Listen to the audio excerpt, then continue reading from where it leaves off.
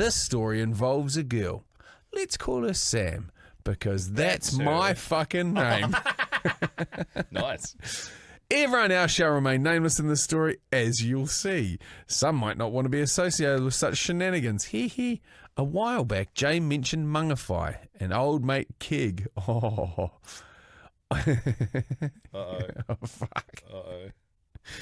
I spent half my childhood roaming the streets of Mungas. My mates and I were absolute beach bums, and crazily, Keg was in charge of us groms when I joined the surf club. So just fucking paint the picture. Keg, a very good friend of mine, we did the Pro Longboard tour together for 10 years, and we commentated on it. He's a lifelong surf lifesaving member. He holds world surf lifesaving records.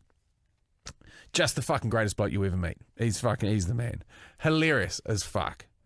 Fond memories of him all over the country. We've literally fucking travelled to basically every beach in New Zealand, and he's fucking made me piss my pants at every single one of them. Anywho, this didn't last long for me, as I would soon discover drinking and partying, which seemed far more fun than sitting around watching people being dumb, swimming everywhere they're not fucking supposed to. Meanwhile, I'm drinking chocolate milk to cure my hangover. Actually, probably explains the lactose issues I have now, come to think of it. Nothing better than a cold Choco Primo, baby. I digress.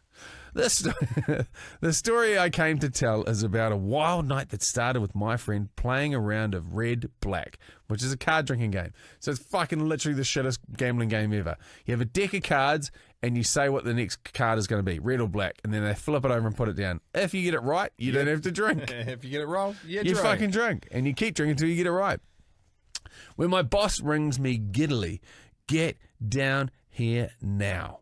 I was her live-in nanny at the time and had a weekend off. She worked at the tavern and was laughing down the phone. So the Mungify Tavern, famous drinking establishment in New Zealand. It's fucking great bit of kit. Actually co-owned by Machu from 660. Is it? Yeah, him and his old man. There's a bunch of guys here with their dicks out. Get down here. They'll buy you a drink. So being the curious creatures we were, we headed down the road, already slightly pre-marinated, to one of our favourite weekend party spots, the trusty Mungify Tavern. As we walked towards the front door of our local, I can still remember the sweet aroma of stale alcohol crusted into the carpet. It hadn't been changed in over 20 years. Such a wonderful reminder of all of our favourite bands playing and us going fucking ham in the crowd while we splashed our drinks around like sprinklers riding racehorses. Great visuals. Somehow simultaneously headbanging and making our hips swing, said like Savage, yeah. Swing. It's actually quite an art to master dancing this way and not spilling your piss. I digress again.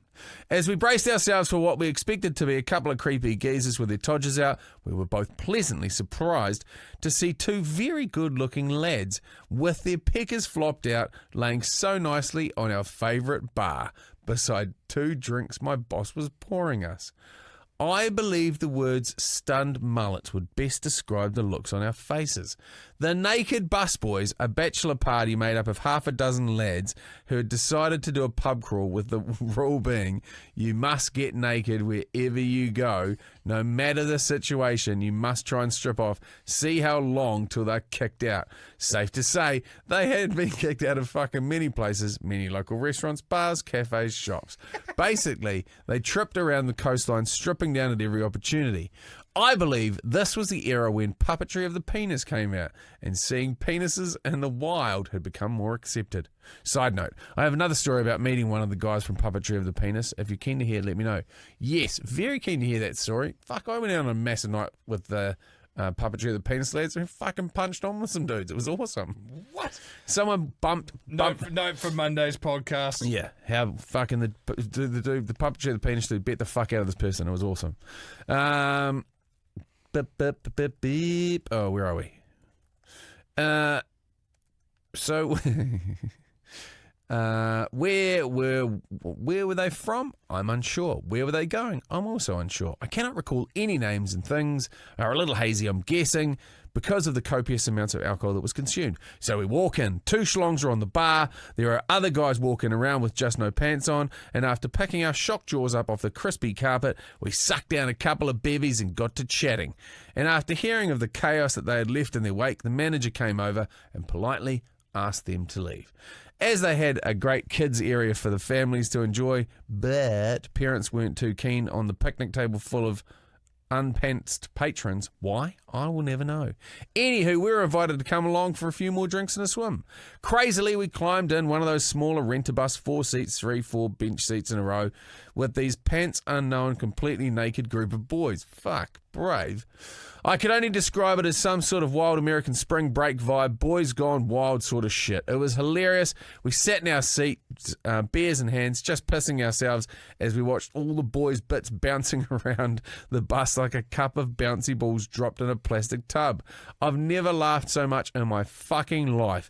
Music blasting, people knew they were coming, and everybody couldn't help but look out every window. Was fucking bums, elbows, heads, whatever they could fit out of those tiny little fucking sliding doors.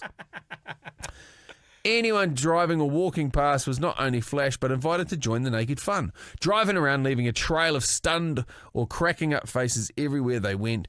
Now, being such a beautiful day in Mungas, there were many spots that we could head to for a dip, but the first place we come to is the Causeway Bridge. So the Causeway Bridge is the fucking big bridge just as you're getting into town, which happened to be one of the busiest roads in our little town. But it was summer holidays and the roads were fucking pumping, cars every few seconds.